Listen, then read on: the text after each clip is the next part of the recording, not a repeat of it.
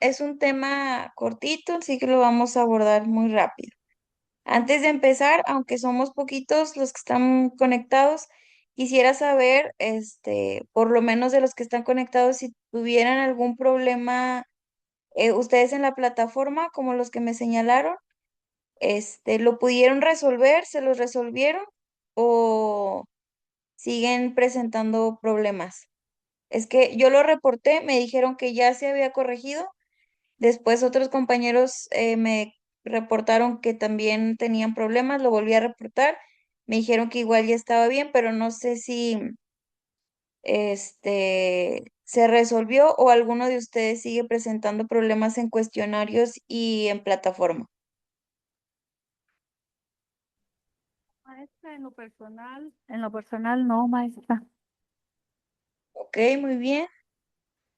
Bueno, igualmente ahorita que termine la clase y les comparta las diapositivas, pues vuelvo a preguntar ahí en el grupo.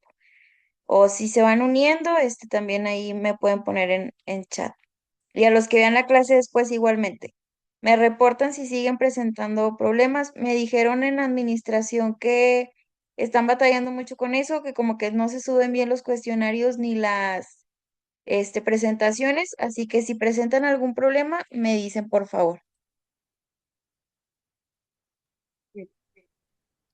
Bueno, igual me está esperando a ver si entraba más, pero yo creo que ya es buena hora.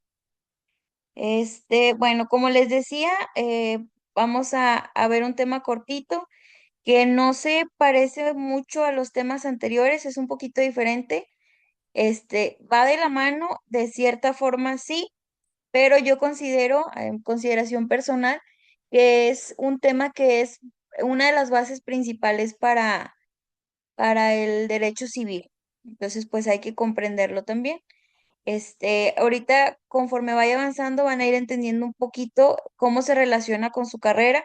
Parece un tema así de entrada, pues más jurídico, más de abogados, pero no es así. Ustedes tienen que entender las bases, su aplicación, para poder aplicarlo igualmente en su ejercicio profesional. Y esto es un punto nada más que vamos a ver hoy. Vamos a extenderlo un poco más en las clases siguientes, relacionándolo con los temas que ya hemos visto, por ejemplo, el tema de contratos, ya en lo específico. Y bueno, vamos a abordar el tema de la propiedad, pero enfocado al derecho real, la propiedad como derecho real, con su evolución y sus limitaciones. Eh, Esto que les digo de propiedad como derecho real, pues lo comentamos de esta manera porque hablar de propiedad no solo es hablar de tener cosas, que es lo que se nos viene a la mente cuando pensamos en el término o en la palabra propiedad. No es solo tener cosas o ser dueño de cosas, sino que es más allá como su implicación de usar, disfrutar y disponer de esas cosas o de esos bienes sobre los que se tiene la propiedad, ¿verdad? No solo tenerlos o no solo ser dueño, sino tener estos derechos de usar, disfrutar y disponer de dichos bienes.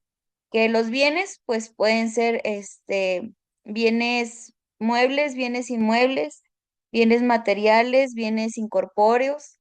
La propiedad aplica para cualquier tipo de bien. O sea, al hablarles yo de bienes materiales, pues por ejemplo serían, no sé, las cosas pues que podemos ver y tocar, las oficinas, el mobiliario, los terrenos, los vehículos de las empresas, por ejemplo, maquinaria y los incorpóreos o intangibles que les comentaba, si lo enfocamos a las empresas como tal, pues vendría siendo marcas, ideas, software, cosas que se transmiten, se disfruten, se em, puedan ejercer la propiedad sobre ellos, pero que no se pueden tocar.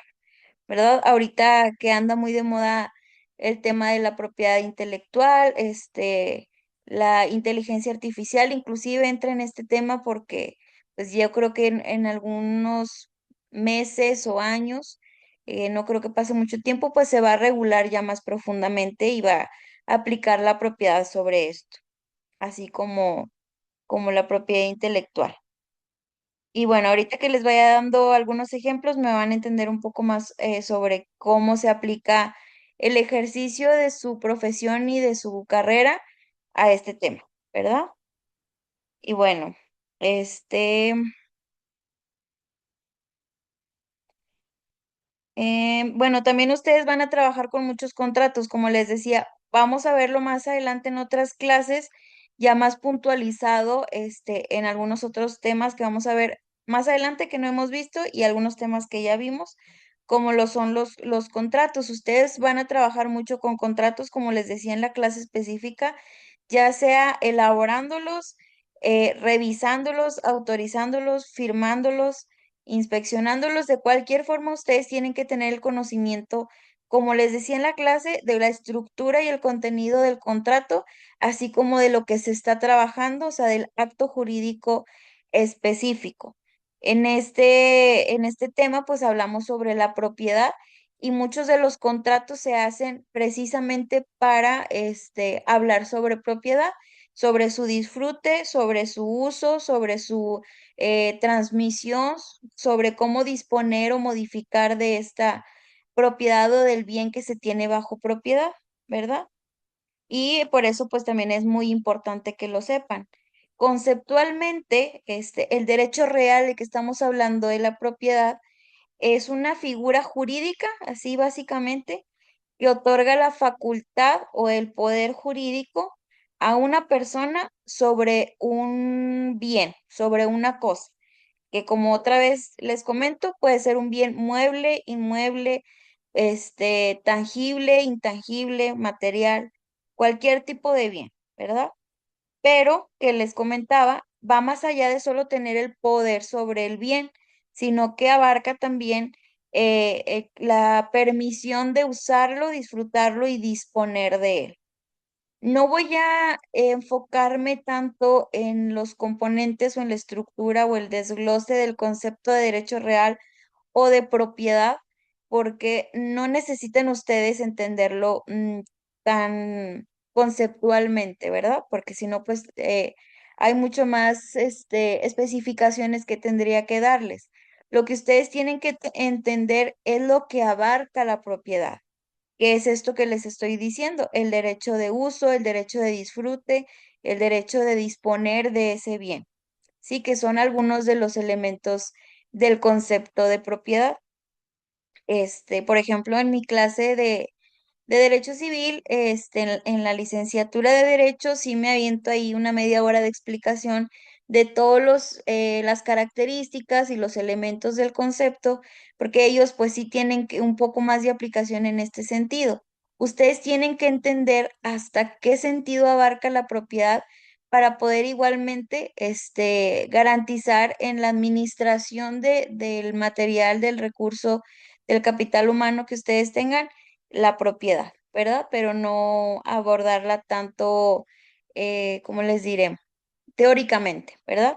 Entonces, regresándome al punto que les explicaba, que es una figura jurídica que da un poder jurídico o una facultad a una persona sobre un bien, independientemente qué tipo de bien sea, y que otorgando esta facultad se transmite también lo que en derecho se conoce, los términos en latín, como ius utendi, ius fruendi y ius abutendi. ¿Sí? Estos términos, el ius utendi se refiere al derecho de usar. Por ejemplo, el derecho de usar aplicado en las empresas, el empresario usa sus bienes para producir, para prestar servicios. Por ejemplo, ahorita que les decía de los bienes materiales, el empresario usaría sus oficinas, sus máquinas, maquinaria o vehículos, lo que tenga, está ejerciendo su ius utendi, que es el derecho de usar, ¿verdad? Explicándolo un poco más, el propietario, que es esta persona física o moral, a la que se le está dando la facultad o el poder jurídico del que les hablo, de usar el bien que tiene. Entonces, esta facultad la da la propiedad que le está permitiendo usar su maquinaria porque es propietario, usar su terreno para hacer una construcción porque es propietario. Ahí está el derecho de usar. Luego, el otro elemento o el otro tipo de derecho que da la propiedad es el jus fruendi. El jus fruendi es el derecho de disfrute y este término se deviene precisamente de los frutos, ¿verdad? Como les comentaba, la explicación a los alumnos de licenciatura en Derecho es más amplia porque abordamos cada uno de los tipos de frutos que existen en el derecho y todo lo que implica esto. Para ustedes, sí aplica el jus fruendi como los frutos que se producen, pero hay que entenderlo más desde el punto de vista de disfrutar, no tanto como los frutos que producen, porque frutos en derecho, hay de tres tipos: los naturales, los civiles y los industriales. Para lo que nos compete, en este caso, los frutos naturales que vienen de la naturaleza, nosotros hay que entenderlos como aquella producción, lo que se produce por el bien que nosotros tenemos bajo propiedad, ¿verdad? No hay que irnos únicamente, pues, en este caso de empresas o los ejemplos que estamos siguiendo, a ver el fruto como tal, como un fruto de un árbol, ¿sí? Sino a la producción que está dando ese bien que nosotros tenemos, independientemente cuál sea. Y luego los frutos civiles vendrían siendo las rentas obtenidas de un bien. Y por último, los frutos que me faltan, los industriales, que vendrían siendo las ganancias que se obtienen de este dominio, de esta propiedad, del bien que está generando estas ganancias, ¿verdad? Y por último, el elemento del jus abutendi, que es el derecho de disposición. Tú puedes disponer del bien para hacer con él lo que tú quieras, siempre y cuando esté dentro del marco del derecho, ¿verdad? Que se permita.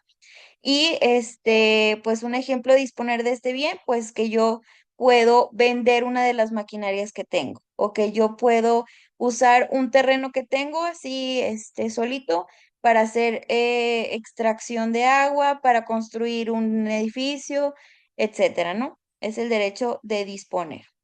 No sé si hasta aquí vayan bien, se haya entendido un poquito ahí la segregación que hicimos del concepto de propiedad, o hay alguna duda.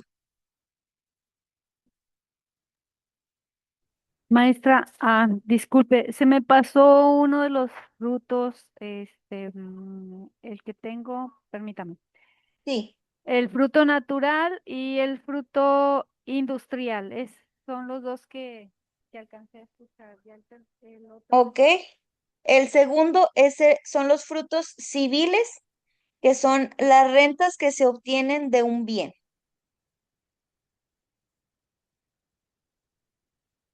Ok, ¿sí?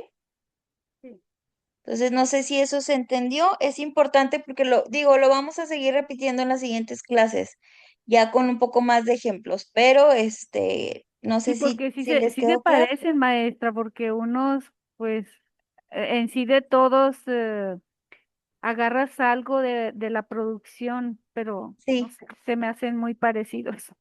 sí, miren, déjenme les explico un poquito como les expliqué a sus compañeros de licenciatura en Derecho. Si nos vamos a la teoría tal cual, la Ajá, teoría dice que los frutos naturales son aquellos que vienen de la naturaleza. Como sí, estamos hablando de empresas, no nos podemos abocar únicamente en eso, ¿verdad? Los frutos naturales vendrían siendo, pues igual, un fruto de un árbol, la leche de una vaquita, no sé, trigo, etcétera. Luego la clasificación de los frutos, civiles lo establece tal cual como las rentas que se tienen de un bien mueble o inmueble, así tal cual, como un edificio se da en arrendamiento y departamentos se dan en arrendamiento. Esto es un fruto civil, hablando de dinero, ¿verdad?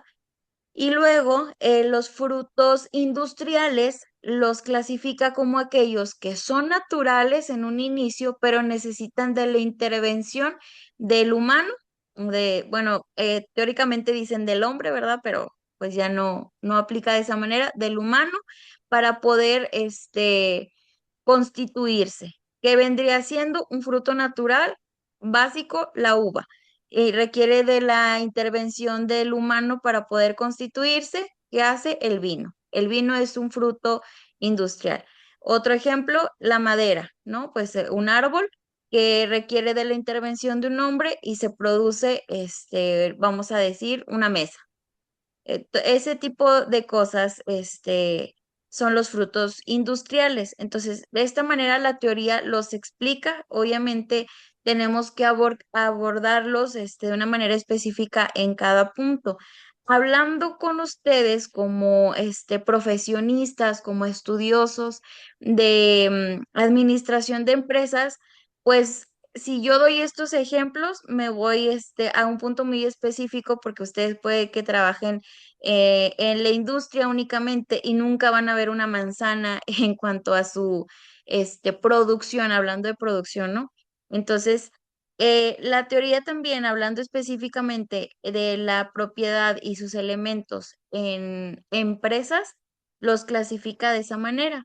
Nada más, los naturales, pues son, a ver cómo se los dije aquí, los de producción, básicamente, así tal cual. Los civiles sería el dinero obtenido y los industriales pues serían las ganancias. O sea, los clasifican como que tres pasos, por aparte, ¿verdad? Pero igualmente les tengo preparada una clase para la siguiente semana en donde nos vamos a abocar más a los tipos de frutos o de producción que se puede dar. Pero no sé si de esta manera quedó un poquito más claro la diferencia entre los tres tipos de frutos. Por supuesto, maestra. Gracias. De nada. Como quiera les digo, todos los, o sea, hablando de frutos en empresas, pues nos abocamos a que son, este es el derecho de disfrutar. Tenemos derecho a disfrutar de la producción, de las ganancias y de las rentas, ¿verdad? Hablando, ya más específico, pues lo veremos con activos fijos, con los pasivos, etcétera. Pero por ahora nada más lo vamos a abordar de esta manera. Y bueno, ¿en qué nos quedamos? El Yusa Butendi, si lo vimos. Bueno, el ámbito material incorporal igualmente, pues ya les decía, que va a abordar, aquellos bienes que sean materiales o incorpóreos, ¿verdad? Que se puedan ver, que se puedan tocar, como son bienes muebles, inmuebles, o incorpóreos o incorporales, que son los que no podemos ver ni tocar, o ver y tocar, pero también tenemos propiedad sobre ellos, como son derechos de autor, patentes, todo lo que es propiedad industrial, etcétera, ¿no? Que es lo que vemos un poco más también en el ámbito empresarial. Y pues como siempre les hablo del marco normativo mexicano, lo tenemos en el Código Civil y el federal y el local, así como en la Constitución que siempre mencionamos como la ley suprema en su artículo 27 constitucional. Está muy largo ese artículo, pero ahí en una oportunidad que tengan también vale la pena darle una leidita. Habla específicamente de la propiedad mexicana. Y bueno, ahora sí, vamos a analizar su precedente para un mejor análisis. Nos vamos a remontar hasta el derecho romano, la época del derecho romano. No sé si en su carrera vieron la materia como tal de derecho romano, pero está muy interesante y aborda todo lo que es el derecho actualmente. Esas son las bases. Entonces nos remontamos hasta el derecho romano y aquí la propiedad se entendía como un poder absoluto o como un dominio, absoluto. Pero ya con el tiempo se fue sujetando la propiedad a los principios de función social y de utilidad pública. Fue en 1917, como lo menciono aquí abajito, que con el constitucionalismo de esta época, de este año, se estableció que la propiedad tiene como fin beneficiar no nada más al propietario, sino que también tiene que beneficiar, o más bien, no tiene que perjudicar de ningún sentido a la comunidad. Entonces, esto último, lo vemos que qué bueno que evolucionó, que avanzó de establecerse o de verse la propiedad como un poder, un dominio absoluto que solo beneficiaba al propietario, que tú como propietario podías hacer lo que quisieras con tu propiedad, con tu bien, aunque perjudicaras a más personas, aunque perjudicaras a la comunidad, etcétera, porque era tu propiedad y nadie te podía decir nada, ¿no? Entonces, por ejemplo, bueno, un ejemplo muy absurdo, pero si tú tenías en tu terreno tu casa, y entraba una persona y era tu terreno y tú por defender tu terreno lo matabas, no pasaba nada porque era tu propiedad. Entonces, igual me voy a los extremos, pero era en ese sentido, iba el poder dominio. Ya a partir de 1917 se procuró más por el bienestar de la comunidad, este, hablando sobre propiedad. O sea, sí, sí es tu propiedad, pero tú la puedes ejercer hasta el punto o el límite en donde no perjudiques o menoscabes, la vida y la seguridad de los demás. Y esto, pues, se traduce, por ejemplo, en por ejemplo, los terrenos, que son los que más necesitan de permisos, pero ustedes también en empresas van a ver licitaciones, permisos, autorizaciones para poder darle determinado uso a ciertas cosas que están bajo su propiedad o cambiarles el uso. Ahorita, precisamente porque marca ya una limitación, un límite de la propiedad, de que no tú la puedes ejercer hasta el punto en donde no menoscabe a los demás, a la sociedad, a la comunidad. Y esto se traduce, por ejemplo, ustedes, como les decía, van a ver mucho el tema de autorizaciones, licitaciones, permisos, este, para darle algún uso a un bien que tienen bajo su propiedad, para cambiarle ese uso, para poder disponer de él, para poder disfrutar, etcétera. Esto lo vemos, por ejemplo, en una fábrica, que contamina o que su uso de suelo era de un inicio agrícola. Esta fábrica no sacó los permisos correspondientes porque no se los iban a dar porque está contaminando un terreno que tiene uso de suelo agrícola para explotación agrícola y pues las instituciones correspondientes no le iban a autorizar el cambio de destino o de uso de suelo de este predio en virtud de que iba a causar un impacto ambiental pues terrible, ¿no? O que son zonas protegidas, etcétera. Entonces, obviamente las consecuencias, como ya hay un límite de esta propiedad, sí es tu terreno, pero como estaba destinado a que fuera uso de suelo agrícola, tú quieres darle un uso de suelo industrial, estás contaminando, entonces pues estás en un área que no puedes hacerlo, no te autorizamos, pues en el mejor de los casos te multamos o te cancelamos la actividad además de la multa o cualquier otra pena, ¿verdad? Que sea aplicable a esta situación. Pero ahí vemos cómo se aplica la evolución. En aquel tiempo del derecho romano, pues evidentemente no había limitaciones a la propiedad, se ejercía de manera arbitraria y dominante, había un dominio o un poder absoluto. Ahora sí hay limitaciones, hay regulaciones y gracias a ellas es que se opta por el beneficio de la comunidad, de la sociedad y no solo el individual. Y bueno, en esta diapositiva vamos a examinar las características que son esenciales del derecho de propiedad, que son pues pilares en su naturaleza jurídica. Alguien que me pueda ayudar a leer dos recuadros y otra persona otros dos recuadros, por favor. Los demás adultos no están presentes. Yo, maestra. Sí, por favor. Exclusividad jurídica. Y ya después hablamos con ustedes, ¿ok? Facultad de excluir a terceros del aprovechamiento del bien, respaldada por acciones personales y caramba, no alcanzo.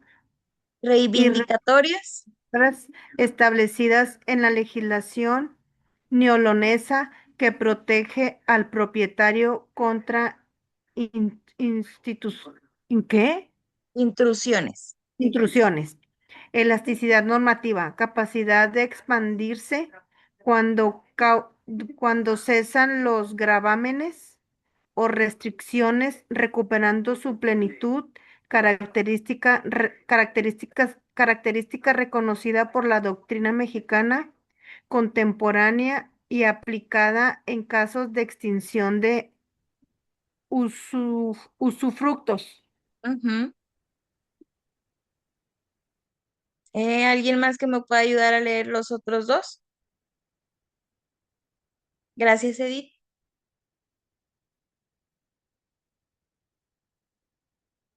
O tú misma, Edith.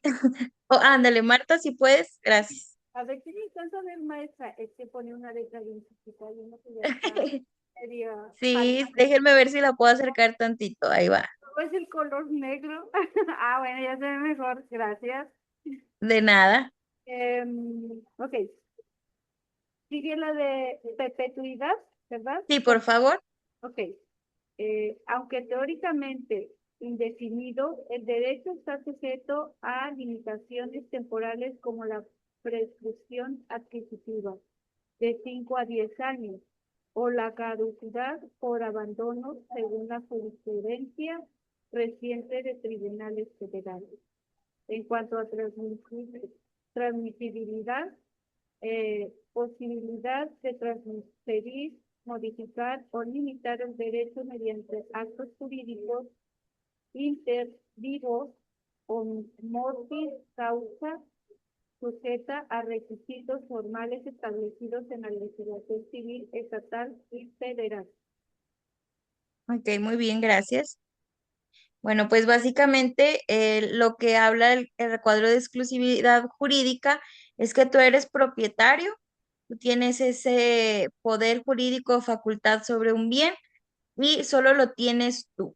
Lo acreditas con el documento precisamente que acredite tu propiedad, que diga que tú compraste, que tú heredaste, que a ti te donaron, no sé, cualquier acto jurídico que te haga propietario, a ti se te transmitió la propiedad de ese bien, y ahora tú lo adquiriste y en virtud de eso tú tienes ese poder, jurídico sobre él con todas sus implicaciones.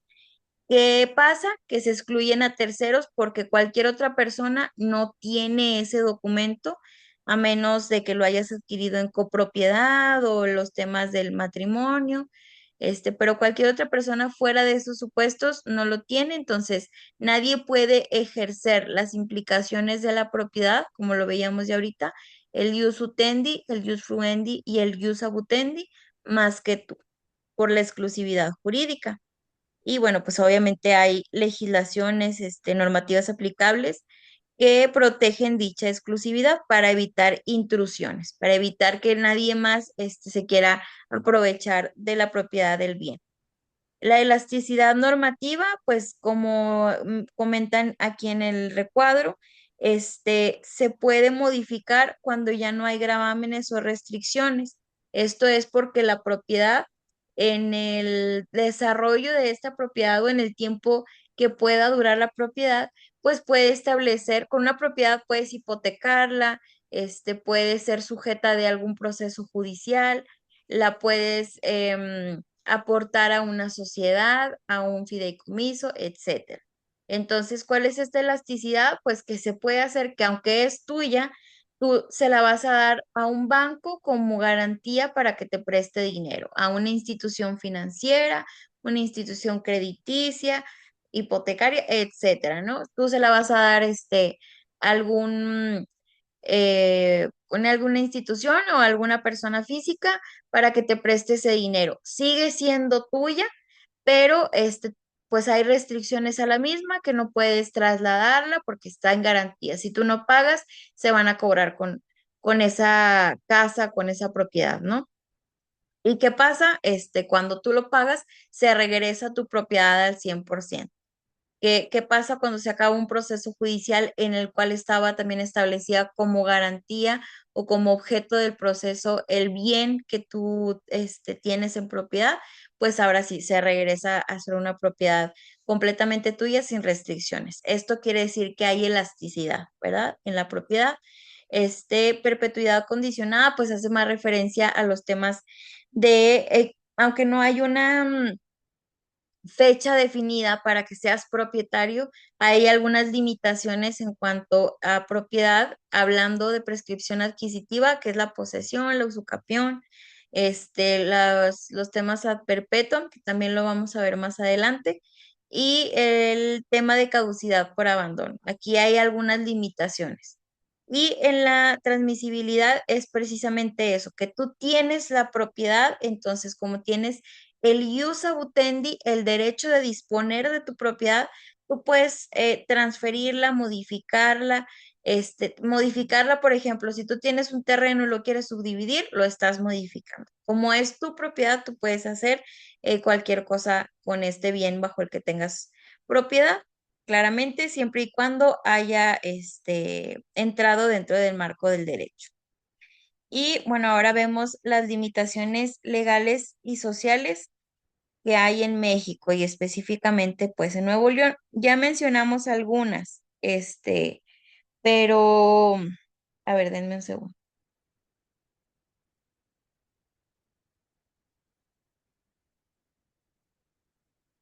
¿Ahí me sigo escuchando? Sí. Ah, gracias, perdón. Se me estaba yendo el internet, pero bueno, les decía que ya mencionamos algunas de las limitaciones legales, pero estas son pues básicamente en la práctica empresarial, pueden ser administrativas, que les hablaba de permisos, licencias, usos de suelo, impacto ambiental, etcétera. Por ejemplo, yo que en algunas de mis funciones me dedico al ramo inmobiliario, veo temas de fraccionamientos de diferentes tipos y para cada fraccionamiento de cada tipo me piden algunos documentos o algunos requisitos para poder autorizármelo. Por ejemplo, si yo quiero convertir un terreno que está en una zona rural, que casi todos tienen uso de suelo, como decía ahorita en un ejemplo agrícola, y yo lo quiero convertir en un fraccionamiento habitacional, es más probable que me den las autorizaciones a que si yo lo quiero convertir en una zona rural donde todavía hay viviendas rurales y todo, si yo lo quiero convertir en un complejo industrial. ¿Verdad? ¿Por qué? Pues porque me van a decir, oye, pero la contaminación, hay un asentamiento urbano a no sé cuántos metros, sigue habiendo terrenos que son utilizados para la siembra, la agricultura, hay ganadería todavía en el área, pues no me lo van a permitir. O en algunas zonas, por ejemplo, en Coahuila, ya se está dando más el tema de las áreas industriales, pero en algunas zonas, por ejemplo, en Saltillo, pues es un poquito industrial, es más industrial Ramos, pero por ejemplo en Arteaga, que hay muchos terrenos todavía, que no se han explotado como tal, se da eso que les digo de los fraccionamientos habitacionales, pero también quieren darle ya uso industrial. Pues Arteaga, como no sé si alguno ha ido para allá, es una zona muy rural todavía, donde hay mucha vegetación, muchos árboles, mucha producción todavía, agrícola. Entonces, pues evidentemente nos vamos otra vez al tema de que ya se tiene que procurar no solo el bienestar o el beneficio propio del propietario, sino el de la comunidad. Entonces, hay una limitación porque ya esa marca o ese hasta aquí que le están poniendo al propietario de si es tu terreno, pero si lo quieres convertir una zona rural a una zona industrial, pues todo el impacto ambiental que vas a llevar, pues no te vamos a dejar. ¿Qué te voy a pedir? Pues que me traigas un dictamen positivo de impacto ambiental emitido por la Semarnat, por la Secretaría de Medio Ambiente, por todas las dependencias que sean correspondientes. ¿Qué va a pasar? Que la Semarnat, la Secretaría de Medio Ambiente va a decir, local y federal va a decir, oye, no, ¿sabes qué? Porque hay un núcleo acuoso, hay posible explotación de agua donde está tu predio. Si tú haces el cambio de que sea rural o que sea agrícola a un tema industrial, pues vas a contaminar ese núcleo que podemos aprovechar de diferente manera. vas a contaminar pues tus alrededores, que son hectáreas de árboles, a lo mejor es hasta zona protegida, hay algunas especies que a lo mejor no son endémicas o etcétera, pero sí son valiosas para la región, para sus especies, su flora, su fauna. Entonces, no te vamos a dar el permiso para que tú no puedas explotarlo de esa manera. Ahí está una limitación administrativa, ¿verdad? Es básicamente eso. Las restricciones civiles, pues, por ejemplo, esto aplicándolo como les comentaba, yo también trabajo en una notaría, entonces ahí veía en algunas ocasiones, pues va el propietario y te dice, oye, yo quiero vender este predio, pero por ejemplo, vamos a decir esta casa, pero la casa él adquirió a través de una donación de su papá y el papá la dejó con cláusula de reserva de usufructo vitalicio. Esa cláusula de reserva de usufructo vitalicio quiere decir que el predio que se está dando en donación sí le está pasando la propiedad, pero se va a dejar para el donante, o sea, en este caso el papá, el derecho de usar, disfrutar y gozar del bien, ¿verdad? Que aquí volvemos al tema del concepto. Entonces, haz de cuenta que la propiedad se parte en dos. Una parte la tiene el usufructuario, que vendría siendo el papá, que es quien tiene derecho a vivir, por ejemplo, en esta casa y disfrutar de ella hasta el momento de su fallecimiento. La otra parte la tiene el hijo que está recibiendo, que sí tiene la propiedad, ya dice en la escritura que se la dieron en donación, pero se le llama nudo propietario porque no tiene el derecho de usar este bien, ni de trasladarlo, no puede venderlo, no puede arrendarlo, ni nada. ¿Por qué? Porque su papá lo está usando hasta el momento de su fallecimiento.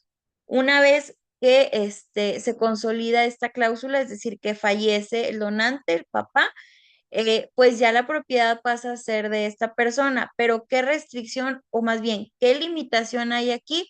Que sí ya falleció el papá y el hijo me dice, oye, pero sí está esta cláusula, ya te entendí, pero pues ¿qué onda? Si mi papá ya falleció, ok, sí, ya se consolidó esta cláusula, pero hay que hacer una cancelación de esta reserva, ¿verdad? Hay que enterar al registro público, hacer pública esta información de que tu papá ya falleció, entonces ahora sí tú eres el propietario totalitario. Esta es una limitación, ¿verdad? Hablando de usufructos.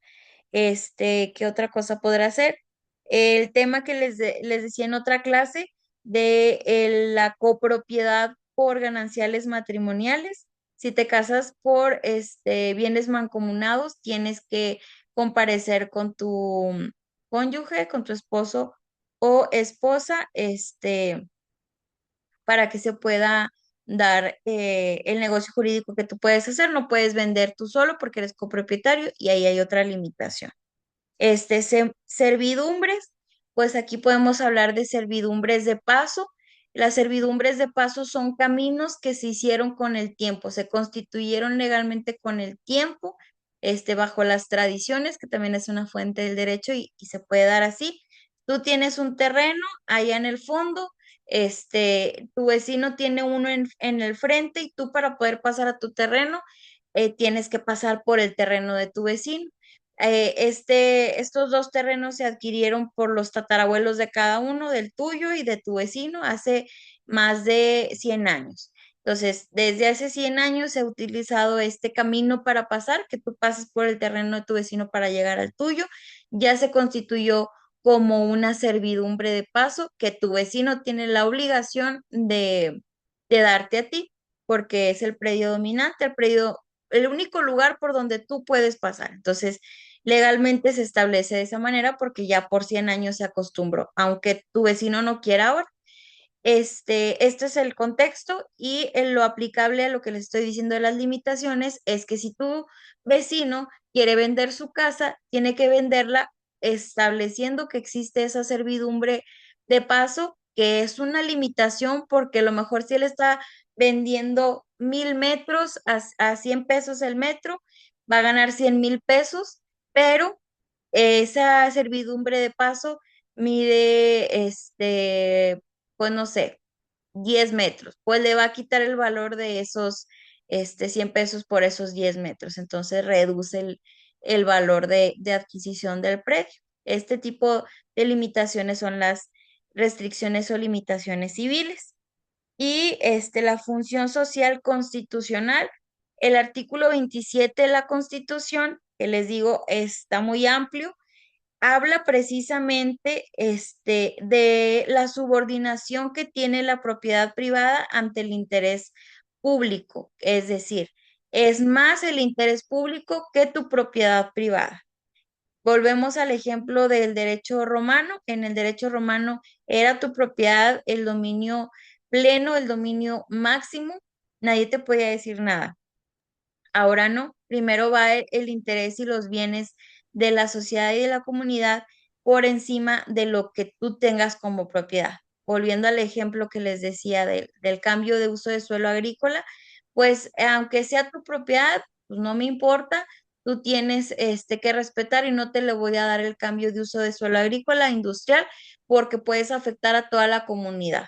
Comunidad hablando de los ciudadanos o de las personas que vivan alrededor como a los animales y pues a los elementos naturales como árboles, la tierra de alrededor, los ríos, arroyos, etcétera, ¿no?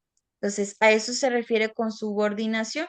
De igual Mm. manera, hay ejemplos en estos terrenos que se tienen que respetar ciertas áreas protegidas ahí sí, y que vendría siendo como lo de la servidumbre de paso.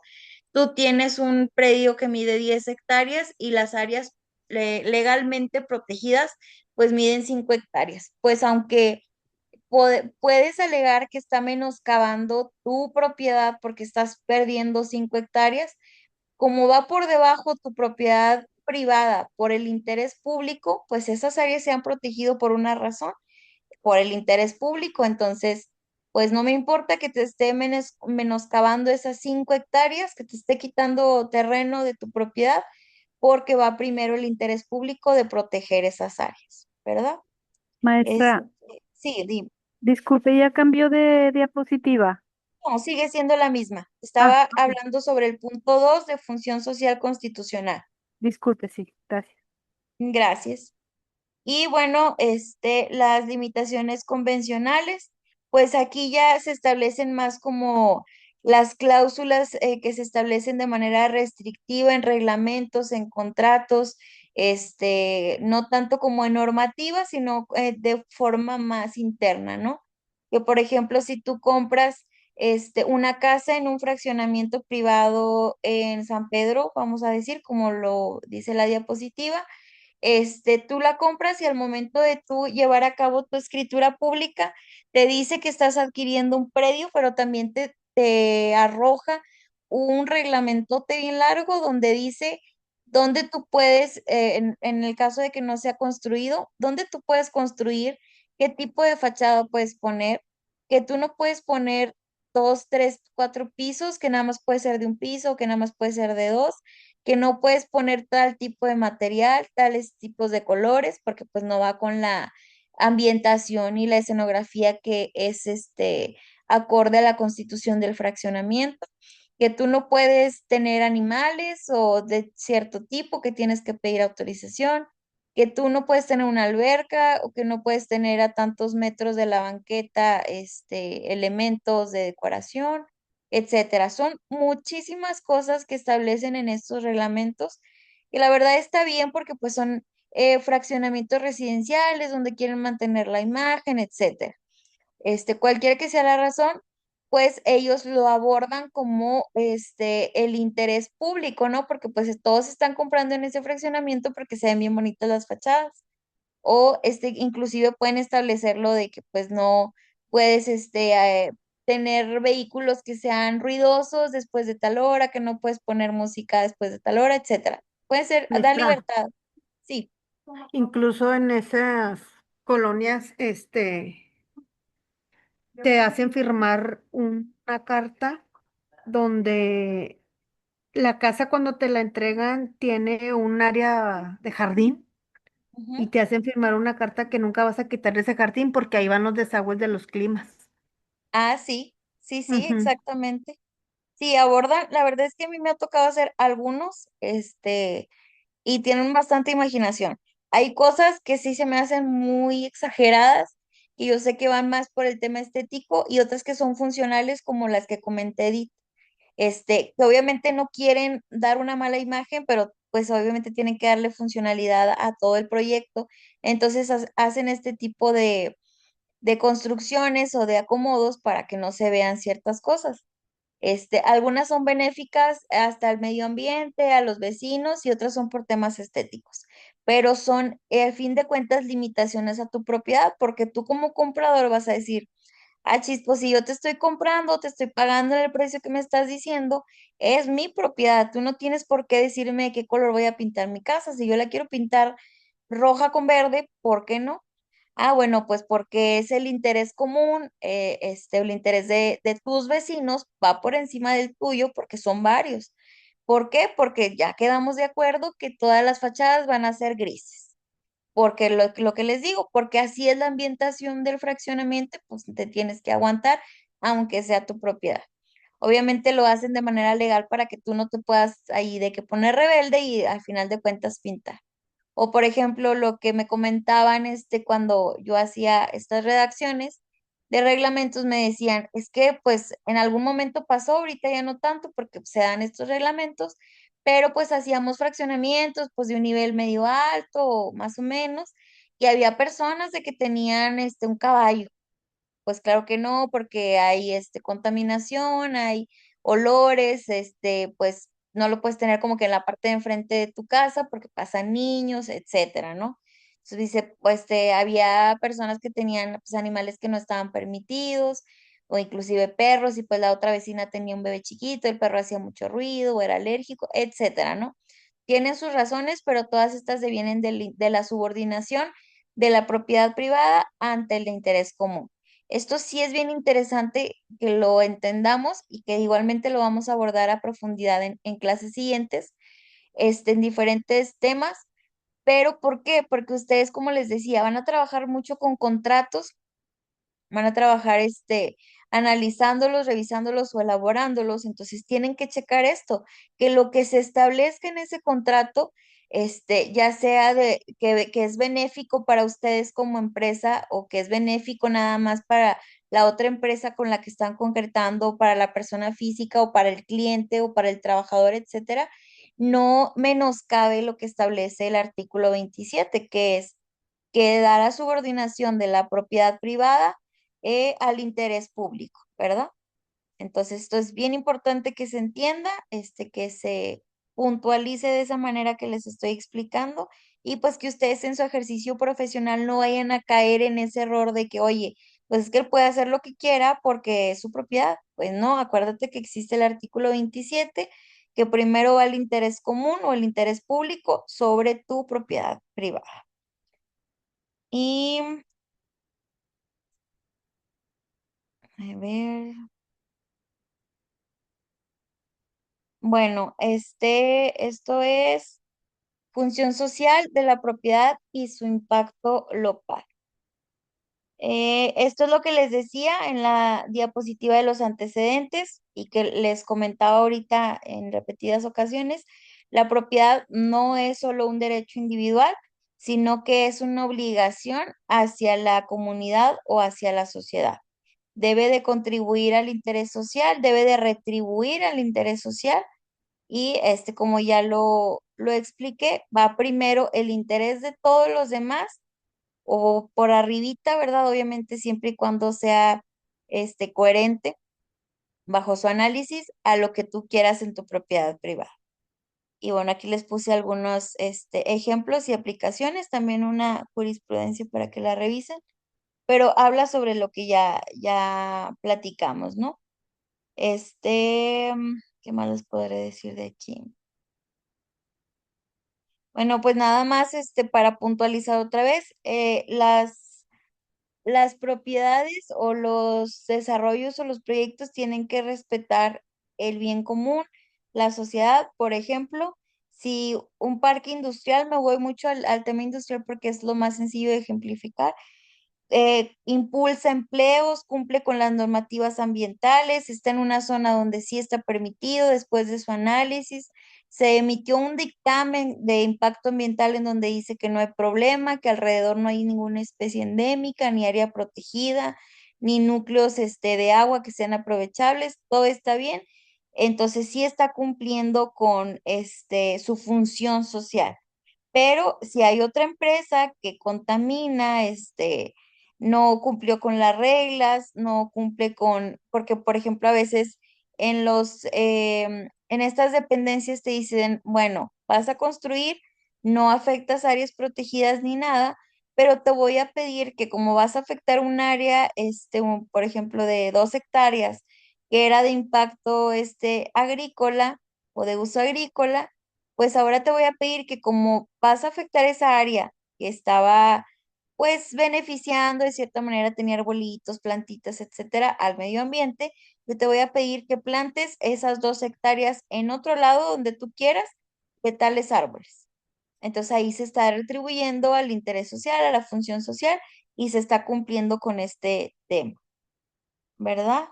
Y bueno, no sé si hay alguna duda de eso.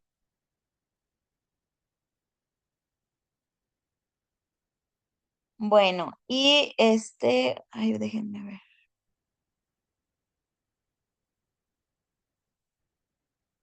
Bueno, ya vamos a acabar. Esto pues nada más es el tema, como a manera de conclusión. Hay que hacer un análisis, ¿verdad? De lo que les decía de la evolución que se ha dado desde inclusive la época romana, ahorita, cuáles son las limitaciones que nos benefician, cuáles nos perjudican, que yo creo que bueno, desde mi punto de vista personal, todas las limitaciones que se han establecido a la propiedad son benéficas, ¿verdad? Todas se manifiestan o se traducen en bienestar colectivo, en bienestar social, porque si no se pudieran, no se pusieran, perdón, este tipo de limitaciones o restricciones, pues ya los propietarios privados ya hubieran hecho y deshecho con toda las tierras, de la nación, ¿verdad? Yéndonos a toda la nación. Y pues obviamente traerían repercusiones en nosotros. Y entonces sí, hasta aquí hay alguna duda, nada más esta y la siguiente diapositiva son una manera de conclusión. Como les comentaba, es un tema sencillo y cortito, pero que es la base para los demás que vamos a estar puntualizando y analizando en las demás clases y en los demás temas. ¿Alguna duda hasta aquí? No, maestra. Ok, muy bien. Igualmente, como siempre les comento, si surge una duda después, con todo gusto me la pueden hacer saber. Y voy a tratar este tema, les digo, es cortito a los puntos que abordamos el día de hoy. Em, Teóricamente es muy amplio. Sí me gustaría que ustedes tuvieran el conocimiento aplicable al ejercicio de su profesión, completo. Entonces voy a tratar para que no sea tan tedioso y se vaya entendiendo en cuanto a su aplicación e implicación, abordarlo en los demás, temas que vayamos viendo para que sí lo puedan identificar, les voy a decir. Vamos a ver el tema, por ejemplo, y les voy a decir, acuérdense en la clase de propiedad, bueno, aquí se aplica esto, ¿verdad? Para no, que no se me pierdan mucho, pero que puedan aplicar el conocimiento. ¿Cómo ven?